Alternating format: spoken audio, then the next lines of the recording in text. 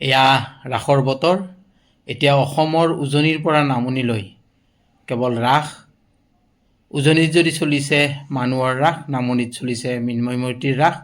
আকৌ ক'ৰবাত মানুহৰ আৰু মৃন্ময় মূৰ্তিৰ ৰাস সমানে চলিছে।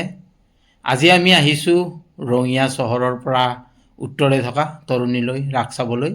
এইবাৰ তৰণীত 91 সংখ্যক ৰাস মহোৎসৱ। ভাবিলোঁ অকণমান দেখুৱাই দিওঁ আপোনালোকক। এয়া আমি প্ৰৱেশ কৰিছোঁ তৰণী ৰাস মহোৎসৱৰ মূল গেটৰ ভিতৰত। খুব সুন্দৰকৈ সজাই পৰাই তুলিছে তৰণীৰ ৰাস। এয়া হৰি মন্দিৰ, এইটো তৰণী হৰি মন্দিৰ। আৰু লৈ গৈ আছোঁ, প্ৰতিমাবোৰ দেখুৱাই দিছোঁ আপোনালোকক। খুব সুন্দৰকৈ ইয়াতে মৃন্ময় মূৰ্তি প্ৰতিষ্ঠা কৰিছে, দেখিছেনে? ধুনীয়াকৈ ইয়াতে ৰাসৰ দৃশ্যবোৰ প্ৰতিষ্ঠিত কৰিছে। ভাবিছোঁ আপোনালোকৰ লগত শ্বেয়াৰ কৰি দিওঁ। খুব সুন্দৰকৈ ইয়াতে স্থাপন কৰিছে মৃন্ময় মূৰ্তি। লৈ গৈ আছোঁ আপোনালোকক, দেখুৱাই দিছোঁ মৃন্ময় মূৰ্তিবোৰ এটি এটিকৈ।